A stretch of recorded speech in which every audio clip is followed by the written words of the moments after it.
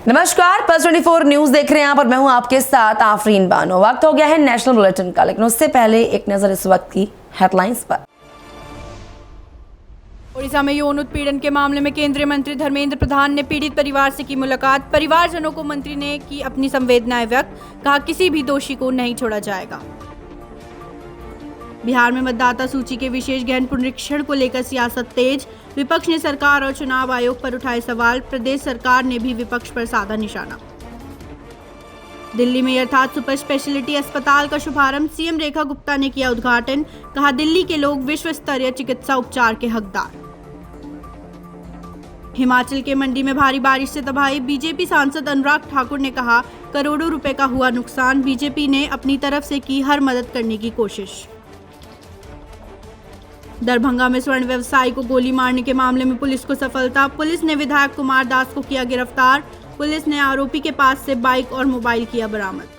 Bulletin की शुरुआत बड़ी खबर के साथ करेंगे। ओडिशा में यौन उत्पीड़न के मामले में इंसाफ न मिलने के चलते छात्रा ने आत्महत्या करने की कोशिश की, जिसके बाद अब उसका इलाज एम्स में चल रहा है। तो वहीं केंद्रीय मंत्री धर्मेंद्र प्रधान ने पीड़ित परिवार से मुलाकात की। उन्होंने कहा कि मैं छात्रा के परिवारजनों से मिला और उनके प्रति अपनी संवेदना व्यक्त की। मैंने छात्रा के लिए एम्स के डायरेक्टर समेत अन्य चिकित्सकों से बातचीत की। मुझे विश्वास है कि उस छात्रा की बेहतरी के लिए सभी चिकित्सक पूरा प्रयास कर रहे हैं। साथ ही मंत्री ने कहा कि राज्य सरकार ने स्पष्ट कहा है कि इस कार्रवाई में संलिप्त किसी को नहीं छोड़ा जाएगा। मैं आज यहाँ बालेश्वर की जो हमारी एक छात्री के ऊपर जो अकथनीय चीज हुई है उसको मिलने आया था। वो तो क्रिटिकल केयर बॉर्न यूनिट में होने का उसको देखना मैं उचित नहीं माना, प्रत्येक रूप में आवश्यकता भी नहीं था, लेकिन उनके परिवारजनों को मिला। उनकी पिताजी, उनकी माताजी, उनके भाई और उनके अन्य परिवार स्वजन को मैं मिलने के लिए भी यहाँ आया था। उनको मिला, उनकी दुख में अपना समवेदना उनके साथ जताया और यहाँ की डॉक्टर से, एम्स की डायरेक्टर साहब से और अन्य चिकित्सकों से बातचीत किया जो सेवा में लगे हैं। उस बच्ची का, उस छात्री का हालचाल हमने पूछा और उनकी मैं विश्वास रखता हूं, अपेक्षा रखता हूं। चिकित्सकों ने, डॉक्टर्स ने पूरी अपनी ताकत झोंकी है उसको संभालने के लिए। हमारे पहला प्रायोरिटी है उस बच्ची का जान बचे, उस बच्ची ठीक हो जाए, ये हमारी प्राथमिकता है। मैं निश्चित रूप में प्रभु को भी प्रार्थना करूंगा, प्रभु के सामने चिकित्सकों के साथ साथ उनकी भी आशीर्वाद रहे, इसके ऊपर वो उनकी जान बचे और मैं उनकी समवेदना जता के आया। बाकी इसके साथ जो अन्य घटनाएं जुड़ी हुई है, दो विषय में कहना चाहूँगा कि राज्य सरकार ने बहुत स्पष्ट शुरू से ही इस घटना में बड़ा स्पष्ट किया है, किसी को भी छोड़ा नहीं जाएगा। कुछ कार्रवाई हुई है और आने वाले दिनों में निश्चित रूप में कार्रवाई और कठोर होगा। इसकी जो एडमिनिस्ट्रेटिव एस्पेक्ट है, उसकी जो लीगल एस्पेक्ट है, दोनों में जो कमेटी राज्य सरकार ने बनाई है, वहाँ जो मैंने कल डीजी साहब से भी जानकारी लिया, पुलिस अपना काम कर रही है, किसी को भी छोड़ा नहीं जाएगा। इसमें से कोई भी दोषी, कुछ लोगों को तो प्रारंभिक कार्रवाई हुई है, लेकिन उसकी पूरे घटना को जो जिसकी जवाबदेही है उसको उत्तर देना पड़ेगा, उसको फिक्स किया जाएगा। Everybody will be accountable to the system and law, किसी को छोड़ा नहीं जाएगा। लेकिन उसके ऊपर मैं एक गार्डियन के नाते, एक अभिभावक के नाते मैं एक चिंता प्रकट कर रहा हूँ। विशेष करके उड़ीसा में जब मैं हूँ, मेरा जवाबदेही भी और बढ़ जाता है। शिक्षक और विद्यार्थियों की जो संपर्क है, उसमें आज स्थिति कहाँ तक पहुँची है। एक आधा इस प्रकार की घटना निश्चित रूप में शिक्षा जगत में चिंता और बढ़ा देती है। मैं उसको इसीलिए मैं चिंतित हूँ। मैं भी उस विषय में बाकी भी और कैसे उसको संभाला जाए, ये घटना सारी चीज़ से यूजीसी की गाइडलाइन है, भारत सरकार की प्रोसेस है, प्रोटोकॉल्स हैं, राज्य सरकार ने अपना एक प्रोसेस दे के रखा है। लेकिन ये सारा चीज़ों को ओडिशा में 800 कॉलेज, ये सारे को इम्प्लीमेंटेशन करने की पॉइंट है कॉलेज, उनकी जो व्यवस्था, ये सारे में होने के बाद भी इस प्रकार की घटना हुई है। इसको एक मानवीय इशू, इसको अत्यंत संवेदनशील इशू, और उसको जो घटना हुई अत्यंत दुर्भाग्यजनक घटना है, निंदनीय, चिंतनीय घटना है। उस समय में हमें जिनको जो कार्रवाई करना है वो निश्चित रूप में हम करेंगे। अगली खबर बिहार से है, जहां मतदाता सूची के विशेष गहन पुनरीक्षण को लेकर सियासत तेज है और पक्ष विपक्ष के नेताओं में बयानबाजी हो रही है। इसी को लेकर केंद्रीय मंत्री जीतन राम मांझी ने कहा कि चुनाव आयोग जो भी कार्रवाई कर रहा है वे मेरे हिसाब से गलत नहीं है। वोटर लिस्ट में लगातार नाम जुड़ते रहते हैं, लेकिन समय समय पर जो उसमें दिक्कतें आती हैं उसे देखना वर्तमान सरकार या चुनाव आयोग का फर्ज होता है। देखिए, मेरा इसमें विश्वास है और इलेक्शन कमीशन जो भी अभी कार्रवाई कर रही है, हम समझते हैं कि कोई गलत नहीं है। गंगा नदी पवित्र नदी होती है, चलती है वहाँ से हरिद्वार से, बहुत शुद्ध है, लेकिन बनारस और गया पटना आते आते उसमें अनेक अशुद्धियाँ आ जाती है। उसी प्रकार से वोटर लिस्ट तो बनते रही है, बन रही है, बनेगी भी, लेकिन समय समय पर उसमें विसंगतियां जो आती है उसका देखना वर्तमान सरकार या इलेक्शन कमीशन का फर्ज होता है। क्योंकि हम बिहार के हैं और बिहार में दौरा करते हैं, खास करके सीमांचल जगहों में, वहां पर हम सिर्फ मतदाता सूची की ही बात नहीं करते हैं। वहां पर हमारी शिकायत रही है, हमने एडमिनिस्ट्रेशन को आगाह किया है कि बाहर के लोग आ करके बिहार सरकार की जमीन पर जिस पर शेड्यूल कास्ट के लोग, महादलित के लोग रहते रहे हैं, उसको हटा करके बड़े बड़े प्लॉट को दूसरे लोग, बांग्लादेशी हों या और लोग हैं, कब्जा कर लिया है और वहां पर कैसल बना लिया है, फुलवारी बना लिया है। तो इस तरह से बाहर के लोग आकर के हमारे गरीबों को लोग सताए हैं, सता रहे हैं। तो राजनीति में भी वो प्रवेश कर गए हैं, गलत मतदाता सूची में अपना नाम इंगित करवा दिए हैं और एक वैसे तबकों के लिए वो काम करते हैं जिनका बिहार के हित में बहुत इच्छा नहीं रहती है, शुभकामना नहीं होती है।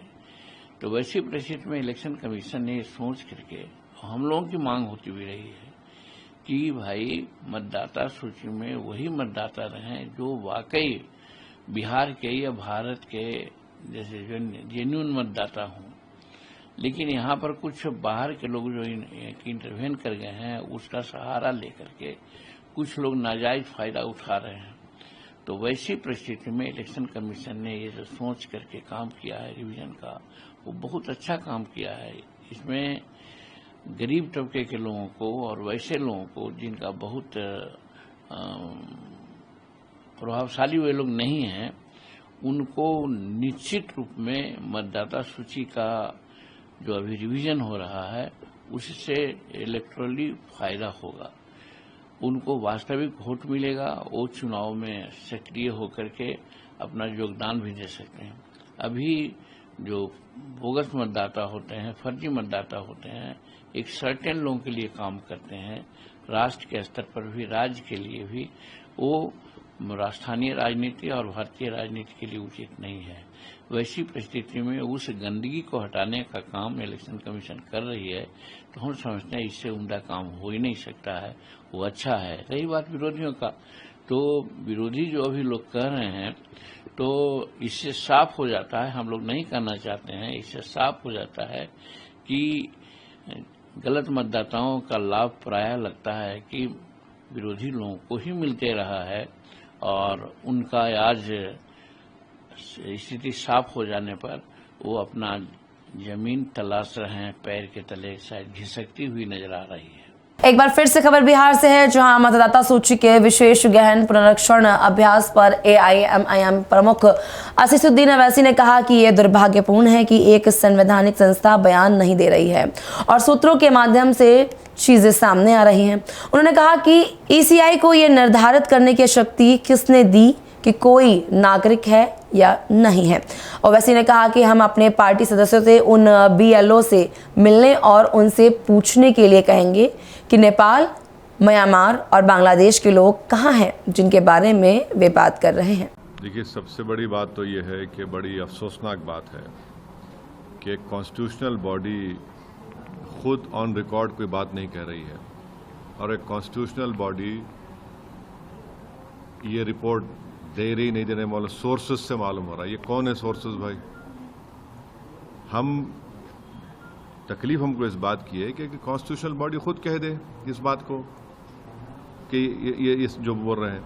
दूसरी बात यह है कि ईसीआई को किसने पावर्स दिया डिटरमाइन करने के लिए कोई सिटीजन है या नहीं है। तीसरी बात यह कि मैं सबसे पहली हमारी पार्टी थी जिसने कहा था कि ये जो एसआईआर हो रहा है बिहार में ये एनआरसी बैकडोर से हो रहा है, वो साबित हो रहा है। ईसीआई को पावर्स नहीं है सिटीजनशिप डिटरमाइन करने का।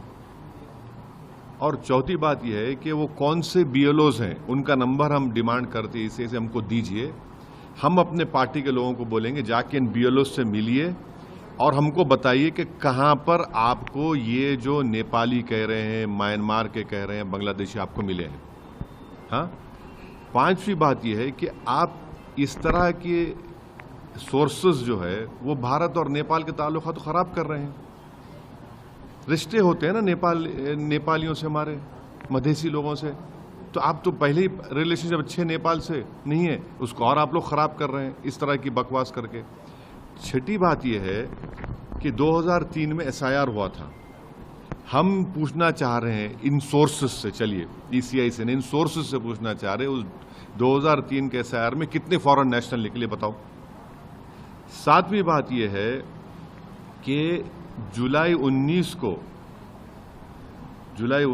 2019 में इलेक्शन कमीशन ऑफ इंडिया ने एक जवाब का सवाल दिया जिसको जस्टिस लॉ मिनिस्टर ने पार्लियामेंट में दिया, और उन्होंने क्या कहा 19 जुलाई 2019 को कि ना 2016 में, ना 2017 में, ना 2019 में कोई फॉरेन नेशनल नहीं निकला, सिर्फ 3 निकले हैं, एक तेलंगाना से, एक वेस्ट बंगाल से, गुजरात से। तो ये सोर्सेस बेशरम है, मैं कह रहा हूं बेशरम है ये लोग। और आठवीं बात यह है कि किशनगंज, अरारिया, पूर्णिया, कटिहार 2025 में समरी रिवीजन हुआ है। अब समरी रिवीजन में वहां पर नाम जिसके नहीं आए, किसके नहीं आए कि उसकी मौत हो गई या वो शिफ्ट हो गया या फिर वोटर नहीं मिला। समरी रिवीजन में कोई ये बात नहीं आई कि सिटीजनशिप का मामला आया या डॉक्यूमेंट अनअवेलेबल था। तो ये क्यों इस तरह करके एक कॉन्स्टिट्यूशनल बॉडी के वक़ार में, उनके एहतराम में कमी ला रहे हैं? तो ये सरासर गलत है। हम चाहेंगे कि ईसीआई को खुद ऑन रिकॉर्ड ये बात कहे, ये एम्बेडेड लोग, ये जो चमचे हैं, इनको इस्तेमाल ना करें। आप एक कॉन्स्टिट्यूशनल बॉडी है और हमको बीएलओज का नंबर दें वो, क्योंकि टाइम है हमारे को। हम जाएंगे उन बीएलओज के पास, पूछेंगे बताओ तुमने किस बुनियाद पर कह दिया कि नेपाली है, क्या रिकॉर्ड है तुम्हारे पास। और सुप्रीम कोर्ट ने प्राइमा फेसी कहा कि आप 3 डॉक्यूमेंट्स को देखिए, रेशन कार्ड, आधार कार्ड, तो आपने कह दिया तो उन 3 डॉक्यूमेंट्स को आपको देखना ही है। तो ये इस तरह से करके जो हमको जिस बात का एप्रीहेंशन था कि बैकडोर एनआरसी हो रहा था, वो साबित कर रहे हैं उसको। बिहार में विधानसभा चुनाव को लेकर वार पलटवार का दौर बदस्तूर जारी है, जहां बीजेपी नेता शहजाद पूनावाला ने तेजस्वी यादव पर निशाना साधते हुए कहा कि बिहार चुनाव में बिहारी वोट करेगा या बाहरी वोट करेगा। इस मामले पर तेजस्वी यादव कोई जवाब क्यों नहीं देते हैं। उन्होंने कहा कि विपक्ष को रोहिंग्या, बांग्लादेशी से आए हुए वोटर क्यों चाहिए, इन्हें संविधान नहीं शरिया चाहिए। और मेन मुद्दा क्या है? मेन मुद्दा है कि तेजस्वी जी क्या बिहार के चुनाव में बिहारी वोट करेगा या बाहरी वोट करेगा, उस पर तो तेजस्वी जी जवाब देने को तैयार नहीं। एसआईआर का विरोध किया, सुप्रीम कोर्ट तक पहुंचे, सुप्रीम कोर्ट ने तो स्टे नहीं लगाया, उल्टा कहा कि ये संवैधानिक भी है, कानूनी भी है। तो जिनकी पीएचडी, देखिए 9th पास हो ना हो, जिनकी पीएचडी फेक वोटर में है, जिनकी पीएचडी बूथ लूटिंग में है, बूथ कैप्चरिंग में है, आज उनको रोहिंग्या, बांग्लादेशी और विदेश से आए हुए वोटर क्यों चाहिए? इनको शरिया चाहिए, संविधान नहीं चाहिए। इनको भारी चाहिए, बिहारी नहीं चाहिए। मूल मुद्दा वो है जिसपे कि तेजस्वी यादव जी ने अभी तक जवाब नहीं दिया। और तेजस्वी जी से ये पूछना चाहता हूं कि जब आपकी जो सहयोगी कांग्रेस वो तेलंगाना में वोट कटवाने की बात करे, वो मध्य प्रदेश में वोट कटवाए, वो राजस्थान में बोले फेक वोटर है, तो वो सारे जो सूत्र है और आरोप है वो एकदम, मैं कह सकता हूं, चमत्कार है।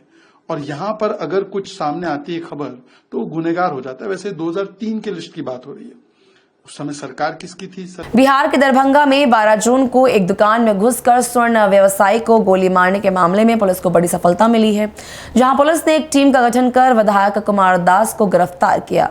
उसके पास से घटना में इस्तेमाल बाइक और एक मोबाइल बरामद हुआ। पूछताछ में उसने अपराध में शामिल होने की बात स्वीकार की है। अन्य थानों में भी उसके आपराधिक रिकॉर्ड की जांच की जा रही है। घटना में शामिल अन्य अपराधियों की तलाश में छापेमारी जारी है।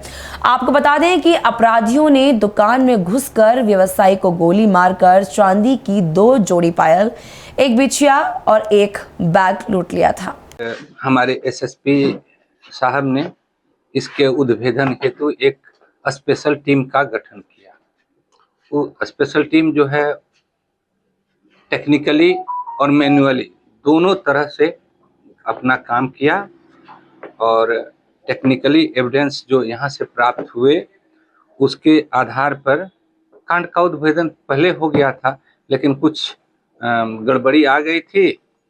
प्रेस के द्वारा कुछ वैसा समाचार प्रसारित कर दिया गया था, इसलिए अपराधी कुछ दिन के लिए निकल गए थे, लेकिन हम लोग उस पर लगे हुए थे।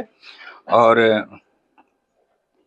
कल हम लोग ने इस कांड के जो मुख्य अभियुक्त हैं विधायक कुमार दास, पिता नंदलाल दास, जो राजघाट जजुआर मुजफ्फरपुर के रहने वाले हैं, उनकी हम लोगों ने गिरफ्तारी की है। और इनके साथ घटना में प्रयुक्त जो मोटरसाइकिल था जिससे अपराधी लोग आए थे बिना नंबर का, वो भी मिला है। और मोबाइल जो वहाँ पर घटना के समय में जिसका लोकेशन वहाँ पर पाया गया था वो भी पुलिस द्वारा बरामद की गई है। चूँकि लूटपाट बहुत 2 पायल और एक बिछिया की हुई थी, तो ये बता रहे हैं कि जिनके जो साथी थे वो लोग रख लिए, वो ज़्यादा दाम का था नहीं। हम लोग ये बता रहे हैं कि हम लोग पूरी तरह से सफल नहीं हुए थे और हड़बड़ाहट में गोली फायर किए हैं, जिससे स्वर्ण व्यवसायी घायल हुए थे। यही घटना है। पुलिस द्वारा इसको काफी संजीदगी से लिया गया है और निकट भविष्य में जो बाकी अभियुक्त हैं उनकी गिरफ्तारी पक्का हो जाएगी। सर, अपराधी की गिरफ्तारी के बाद इसके पास से क्या बरामद हुआ है? उसके पास से आपको हमने बताया कि जो घटना में जो प्रयुक्त मोटरसाइकिल थी स्प्लेंडर प्लस, उसको बरामद किया गया है। और उसके वहाँ के सीसीटीवी फुटेज में भी देखा गया था उस मोटरसाइकिल को। और जो मोबाइल जो जिसका डंप डाटा हम लोग निकाले थे, उस डंप डाटा में वो मोबाइल का लोकेशन भी घटनास्थल पर पाया गया, उसकी भी बरामदगी हुई। सर, इस घटना में कितने लोग संलिप्त हैं? कितने लोग? अभी पूरी तरह से हम आपको बता देंगे तो हम और जो लोग गिरफ्तार होने वाले हैं उसमें थोड़ा सा गड़बड़ी हो जाएगी, वो लोग ज्यादा सचेत हो जाएंगे। इसलिए जो 5-6 और लोग हैं उनकी गिरफ्तारी हम लोग करेंगे। अब नाम पूछेगा तो नाम नहीं बताएंगे। 5-6 आदमी और हैं जो इनके साथ थे, उनकी गिरफ्तारी। हाँ, इनका आपराधिक इतिहास है। कटरा थाना में कटरा थाना कांड संख्या 425/22 में आर्म्स एक्ट के केस में जेल गए थे। 3 महीना जेल रह के उसके बाद आए हैं और इनका पेशा वही है। ठीक है सर, हमारे साथ बात करने। दिल्ली के स्वास्थ्य सेवा ढांचे को बेहतर बनाने के लिए मॉडल टाउन में यथार्थ सुपर स्पेशलिटी अस्पताल का सीएम रेखा गुप्ता ने उद्घाटन किया। सीएम ने कहा कि दिल्ली के लोग विश्व स्तरीय चिकित्सा उपचार के हकदार हैं। सरकार आधुनिक तकनीक, सुपर स्पेशलिटी सेवाओं और अधिक संख्या में आईसीयू बेड से लैस और अधिक उन्नत अस्पताल विकसित करने के लिए निरंतर प्रयास कर रही है। दिल्ली की जनता का हक है कि उन्हें बेहतर इलाज मिलना चाहिए, प्राइवेट में मिले, सरकारी में मिले।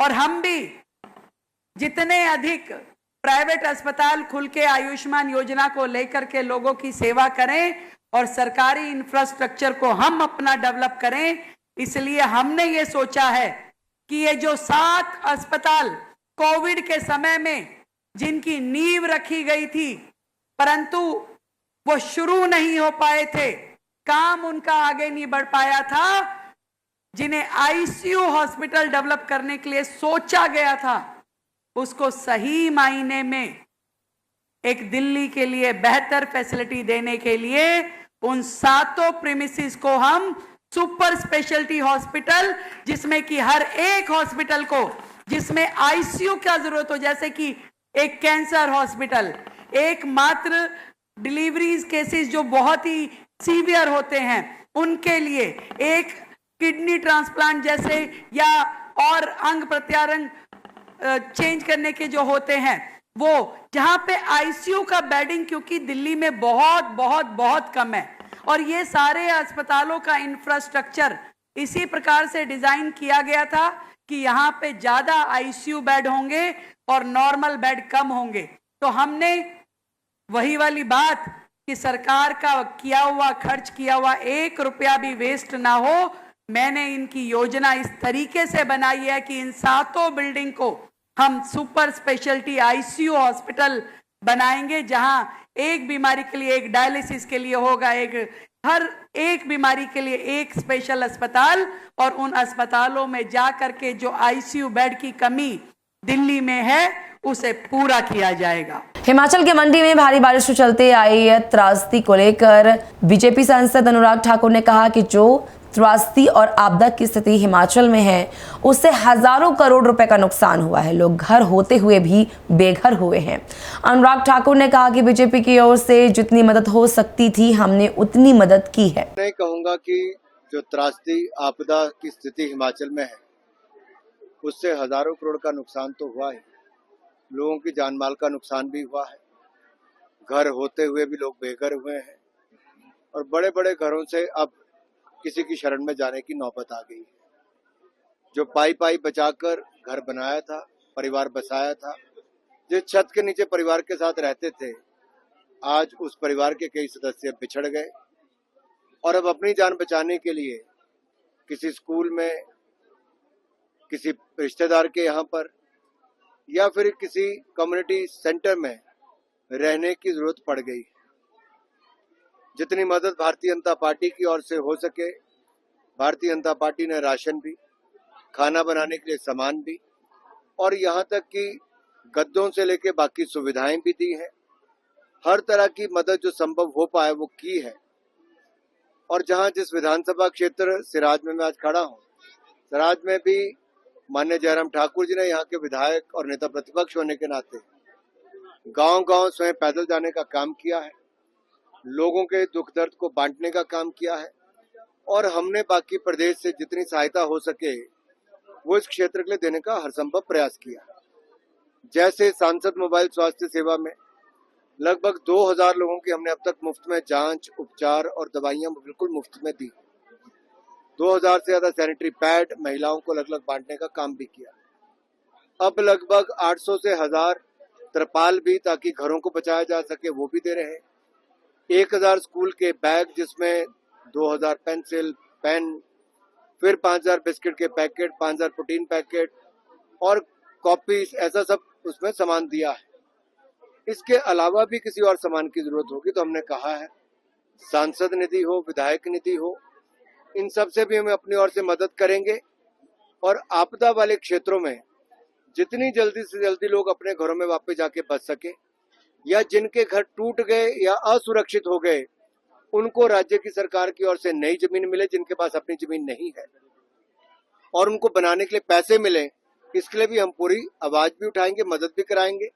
और केंद्र से जिनके बागवानों के बगीचे हों या खेत चले गए हों या फिर किसी का घर सड़कें टूटी हों, उनके लिए भी केंद्र सरकार के जिन जिन विभागों से मदद हो सकती है और जो एनडीआरएफ का पैसा मिल सकता है उसमें भी ज्यादा से ज्यादा मदद दिलाने का हर संभव प्रयास करेंगे। सावन महीने में चल रही कांवड़ यात्रा को लेकर नोएडा के डीसीपी यमुना प्रसाद ने कहा कि क्षेत्र में लगातार भ्रमण करके सभी कांवड़ियों की यात्रा सकुशल संपन्न कराने के लिए हम कटिबद्ध है। साथ ही डीसीपी ने कहा कि अन्य विभागों से भी संबंध स्थापित किया गया है। QRT बनाई गई है जो किसी भी अनहोनी के लिए हमेशा तैयार रहेगी। साथ ही सीसीटीवी के माध्यम से पूरे क्षेत्र पर नजर रखी जाएगी। जनपद गौतम बुद्ध नगर में सीपी मैम के निर्देशन में नोएडा जोन में एडीसीपी और एसीपी के नेतृत्व में टीमें बनाई गई हैं और लगातार क्षेत्र में भ्रमण रह करके जो इतने हमारे कांवड़िए हैं उनको सकुशल यात्रा संपन्न कराने के लिए सब लोग कटिबद्ध हैं। हमारे यहाँ सेक्टर 58 व 49 से लेकर के जो मॉडल टाउन है वहाँ से एंट्री होती है। मॉडल टाउन से लेकर के मुंगरा चौक, सेक्टर 71, नोएडा फेज 3 आदि स्थानों से एंट्री करते हैं। ये NH-24 से होते हुए छिजारसी की तरफ जाते हैं। इसके बाद सेक्टर 58 व 49 से NIB चौराहा, सेक्टर 58 सिपरा अंडरपास से एंट्री करके NIB चौराहा से 58 की तरफ जाते हैं। सेक्टर 113 जो थाना क्षेत्र है वहाँ से एंट्री करके पुस्ता रोड होते हुए सोरखा से आते हैं और NIB से कट से लेकर के गौर सिटी हिंडन की तरफ जाते हैं। इसी तरीके से सेक्टर 39 से 126 और फेज 1 से जो चिल्ला बॉर्डर से एंट्री करके ये हरियाणा की तरफ जाते हैं लोग। इसके बाद सेक्टर 113 जो थाना क्षेत्र है वहाँ से एंट्री करके विजयनगर गाजियाबाद से प्रवेश करके गौर चौक और बिसरा की तरफ जाते हैं। इस तरीके से जो हमारे मुख्य मार्ग हैं उन सभी मार्गों में हमारी QRT लगी हुई है और हमारे जो सेकंड मोबाइल है वो भी लगा हुआ है। वो लगातार इस क्षेत्र में गश्त और भ्रमणशील है कांवड़ियों की यात्रा को सकुशल संपन्न बनाने के लिए। अन्य विभागों से भी संपर्क स्थापित किया गया है, रेवेन्यू डिपार्टमेंट से, इलेक्ट्रिसिटी डिपार्टमेंट से, योम अथॉरिटी से, कि जो जो स्थान है उनको प्रॉपर जो इंसुलेशन है इलेक्ट्रिक पोल के वो भी कराए गए हैं। जो रोड खराब थे उसको भी भरवाया गया है और कांवड़ियों की यात्रा को सकुशल संपन्न कराने के लिए व्यवस्था की गई है। इसी के क्रम में हमारे जो पूरे क्षेत्र हैं वहाँ से जाने वाले जितने जत्थे हैं उनसे भी संपर्क स्थापित करने के लिए एक नोडल ऑफिसर बनाया गया है। सभी जत्थों को वो मॉनिटर करेंगे। जितने जत्थेदार हैं जब वो अपने क्षेत्र से जाएंगे जल लेने के लिए हरिद्वार, वहाँ जाने पे और वहाँ से पहुँचने के बाद जब वो वापस आएंगे तो कितने लोग जाएंगे, किस साधन से जाएंगे और कितने व्यक्ति वापस आएंगे और कहाँ कहाँ वो जलार्पण करेंगे, इन सभी की व्यवस्था को सुनिश्चित करने के लिए एक लाइजन ऑफिसर नियुक्त किया गया है जो लगातार उन जत्थों से संपर्क में रहेंगे, उनकी सभी व्यवस्थाओं को सकुशल संपन्न कराएंगे और जब वो क्षेत्र में प्रवेश करेंगे और अपने शिवालय तक जाएंगे तो वहां तक हम मॉनिटर करके उनको अपने शिवालयों तक पहुंचा करके उनका जलाभिषेक संपन्न कराने में सहयोग करेंगे। इसी तरीके से QRT बनाई गई है जो किसी अनहैपनिंग के लिए हमेशा तत्पर और तैयार रहेगी, जो मुख्य मार्गों पे सड़कों पे लगातार भ्रमणशील रहेगी और QRT और जो सेकंड मोबाइल है वो भी लगातार गश्त में रहेगी। इसी के साथ ट्रैफिक व्यवस्था के लिए भी सभी को चाक चौकबंद रखा गया है। अपने क्षेत्र में वो अपने व्यवस्थाओं को सुनिश्चित करेंगे और लोकल पुलिस के साथ दोनों लोग मिल करके पूरी यात्रा को किसी के तरीके से जाम ना लगने पाए, कोई उसमें बाधा उत्पन्न ना होने पाए, इमरजेंसी व्हीकल ना रुके कहीं पे, और इन सभी को सुनिश्चित करते हुए कांवड़ियों को विशेष सहयोग देने के लिए सारी व्यवस्था संपन्न कराई गई है। इसी तरीके से जो हमारे थानों पे हमारे CCTV वाल बने हुए हैं उनसे मॉनिटरिंग की जा रही है। प्राइवेट CCTV हैं उनसे भी संपर्क किया गया है और जो हमारा ISTMS का CCTV क्षेत्र है वहाँ पे भी वाल पे लगातार मॉनिटरिंग की जा रही है और CCTV के माध्यम से पूरे क्षेत्र को नज़रों में रखा जाएगा और उसके अनुसार कोई भी घटना दुर्घटना या व्यवस्था को सुचारू रूप से संपन्न कराने के लिए नोएडा पुलिस कटिबद्ध है। किसी भी यात्री को किसी भी तरीके की असुविधा न हो इसका ध्यान रखते हुए पूरा कांवड़ यात्रा सकुशल संपन्न कराया जाएगा। फिलहाल इस बुलेटिन में बस इतना ही। आप देखते रहिए पल्स 24 न्यूज। नमस्कार।